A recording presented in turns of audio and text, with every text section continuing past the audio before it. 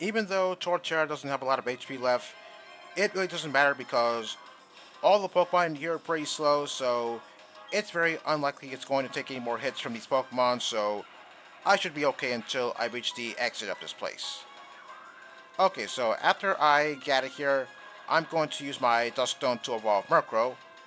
Then after that, I'm going to go back to Eternal City to heal, and also do those two side quests, one of them involving the Aerodactyl that's currently in my party, and there's all a matter of that one NPC that wants to teach their Pokemon Dazzling Gleam.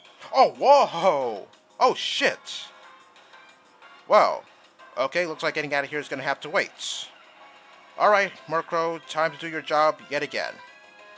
Okay, I don't think this Sandshrew has anything that could possibly threaten Murkrow in any way, so hopefully I'm right about that. Oh, Fury Cutter? Okay, how much is that going to do? Okay, that was nothing. Okay, one Nightshade, and this thing should be in perfect range for me to start throwing some Pokeballs. Okay, Swift, well, that's not going to phase me very much. Okay, hopefully one Pokeball does the trick. Since I'm pretty sure Sandshrew has a pretty high catch rate. 1, 2, 3. Yes, got it. Okay, that sort of startled me just a little bit. I guess I sort of looked away from the screen for a second, and I saw that something was sparkling in my face. Okay, yes, I do know that Sandshrew is best known for doing that. Okay, let's continue getting out of here. Now, as I was saying, I'm going to go back to Eternal City to heal, and also there's still a matter of those two side quests, one of them involving the Aerodactyl that's currently in my party, and there's still the matter of that one NPC that wants to teach their Pokemon Dazzling Gleam. So after I do all that, I'm finally going to move on with the game at long last. Okay, so last video, I was talking about how this place gave me loads of trouble in Pokemon White Platinum, and there was one Pokemon in particular that did give me a whole lot of trouble. It was Salamence. You thought I was going to say Deoxys, huh? Or maybe Golem. Or Machamp. Nope, it was Salamence. And the reason why it was Salamence is because that thing was spamming Fly a whole bunch of times. But lucky for me, Torterra was able to take one Fly, but couldn't take anything else because it was almost dead. So what I did was, I used Leech Seed so that way I could get some HP back. I mean, hey, every little bit helps, so yeah, thanks to that, I was able to take down Salamence a whole lot quicker. Okay, now where is that Duskstone? Okay, there it is. Okay, I seem to remember reading online that Honchkrow learns Night Slash at level 41 in this game, so it's a good thing I'm choosing to evolve Murkrow right now and not later, because if I wait until later, then I'm possibly going to forget to evolve Murkrow, and then I'm going to have to wait until Pastoria City so that way I can teach Honchkrow Night Slash again. No thanks. Okay, I'm going to put Honchkrow up first since I noticed that it was close to getting a level, so I might as well give it that level up. Okay, so yeah, eventually I managed to take down Salamence, but I was forced to use a whole bunch of super potions to prevent Torterra from dying because, well, if Salamence was successful at taking down Torterra, then I would have been pretty screwed because I didn't have anything else on my team. Okay, I don't know if this donkey has Aftermath on it because I am very tempted to go with Feint Attack. Okay, but at least Nightshade connected. Okay, so I took down Salamence, just barely. But my troubles weren't over yet because eventually I did encounter another one. So what I did was, I used Leech Seed right from the get-go so that way I could sort of soften it up a little bit.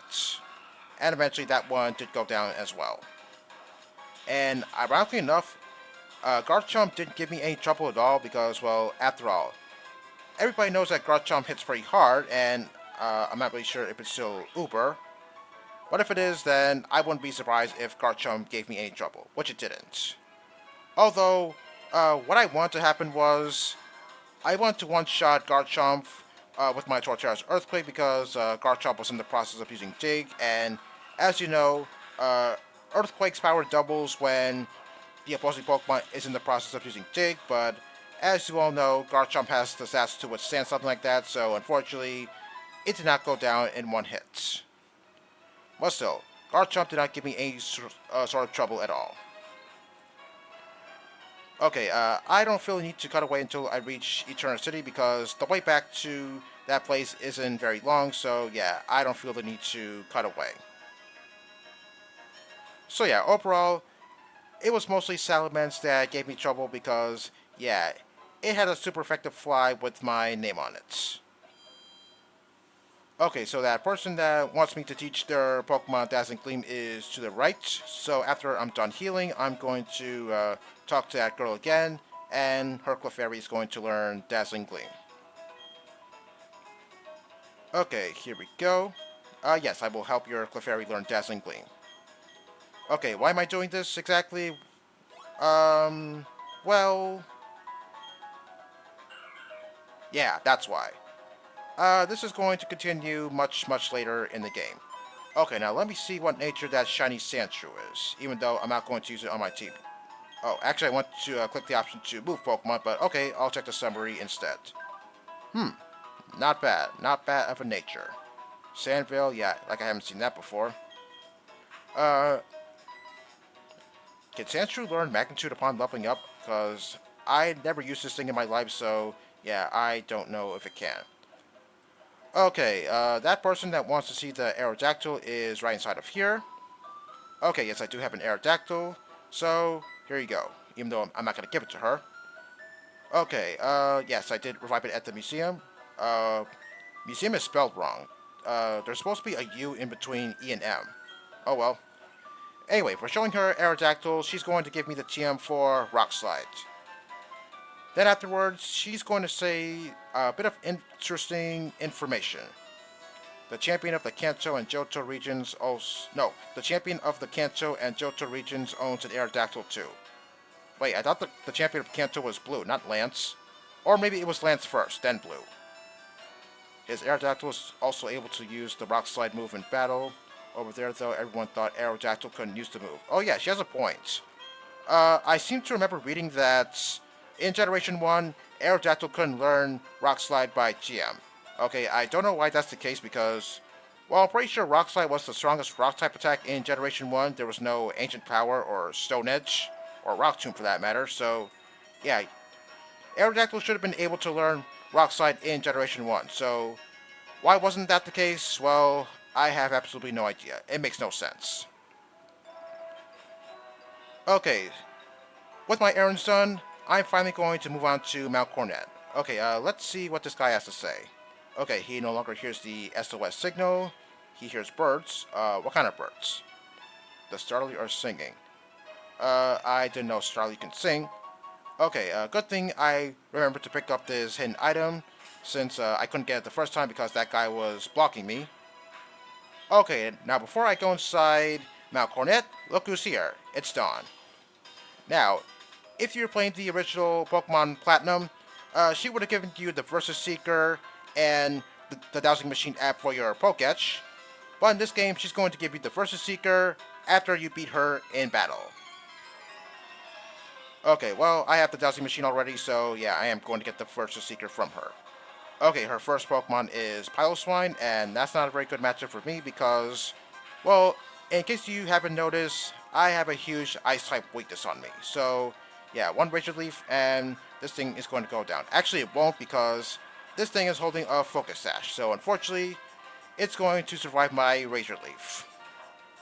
Yeah, I don't really use Piloswine that much, and I wouldn't think to put a Focus Sash on it. Oh, shit, Avalanche? Uh-oh, not good. Avalanche's power doubles if the Pokemon already took damage. Oh, ouch. Man, that was a lot of damage. Oh, what? Okay, I didn't remember that Dawn uses healing items. I think the last time I fought her was back on Route 202, I believe. Did she use any healing items back then? I don't really remember. Okay, anyway, thanks to Crunch taking down Piloswine, I'm not going to take any more Avalanches. Prinplup, I don't see any reason why I should switch out, so I'm going to stay in with Torterra. I feel like this Prinplup might have Peck on it, but if it does, then it really doesn't matter because Peck is a relatively weak move. But if Prinplup has an Ice-type attack, then yeah, I would be in serious trouble. but I'm not really sure if it does have an ice type move because it's dead already. Clefable? Okay, I might as well stay in with Torterra. Hopefully one Earthquake will take this Clefable down in one hit, since, well, it's very unpredictable as to what Clefable is going to do, since it's a Fairy type, formerly a normal type, so there's no telling what this thing could possibly do. Alright, there we go. Since I remember seeing that Clefable's move pool is very versatile. Lopunny, I'm going to go with Honchkrow for this one, since in this game, and in this game only, Lopunny is a normal fighting type, and that's because its Mega Evolved form is the same typing, normal fighting, so it's only fitting that Lopunny gets that typing in this game. Oh, Fake Out? Okay, well, as long as it's not a fighting type attack. If I were to take a wild guess, I want to say that Lopunny has Jump Kick on it, but I'm not really sure if it does. Well, one thing for certain, it probably doesn't have High Jump Kick because I guess it's a little bit too early for Lopunny to learn that move because, yeah, I'm pretty sure Lopunny gets High Jump Kick in this game. Okay, I get no money from fighting Dawn. I don't know if that's supposed to be some sort of bug in the game, but if so, then, yeah, I can't do anything about it. Okay, so as I said, Dawn is going to give me the Versus Seeker. However, there is a grinding spot later on in the game that's in Solaceon Town, so I don't need to use the Versus Seeker for anything. Well, I got the Versus Seeker when I did Fire Red, so obviously you should know what it does. If you use the Versus Seeker near some trainers that you already fought, you get to fight those trainers again. But as I said, there's a grinding spot in Solaceon Town, so I'm not going to use the Versus Seeker at all. Okay, now before I go inside Mount Coronet, I'm going to heal up because that Piloswine did a number on Torterra. And good thing I had the level advantage, because if not, then, yeah, I'm pretty sure Torterra would have gone down to Piloswine. And if that did happen, then I don't know how Honchkrow could fare against the rest of Dawn's team. Okay, but good thing that scenario did not happen. Okay, what's the sign say? Route 207, Mount Coronet, right inside up here. Alright, let's go. Okay, over here we have an energy powder. Yes, I knew this was here because I picked up that item so many times. Okay, and over here we have Cyrus again. If you were playing Diamond Pearl, then this would be the first place you would encounter him. Okay, I believe he's talking about what is Mount Coronet, and I believe he's going to say something about his evil plan later on. Or maybe he's just going to give me a little taste as to what he's going to do later on. Okay, that line of text, yeah, that confirms it, because the human spirit is weak and incomplete, so yeah. That's hinting as to what he's going to do later on, something about destroying the world and recreating it in his own image. But we're not supposed to know about that for quite some time. Okay, if I was playing the original games, then there would have been some Rock Smash Rocks in the area, but as I said, the majority of the field moves have been taken out in this game, so yeah, I can just go to the right and straight to the exits. Okay, it's kind of unusual seeing Machang in here. Well, hey, all the more experience for me. Not complaining. Okay, am I going to make it out? Alright, there we go. Okay, what's this? Okay, Route 208. I think this guy has 3 Pokemon on him, so I don't think I have enough time to fight him. So I think I'm going to save him for next time. So next time, we're going to fight the trainers on Route 208, and hopefully make it to Heart Home City at long last. See you all next time.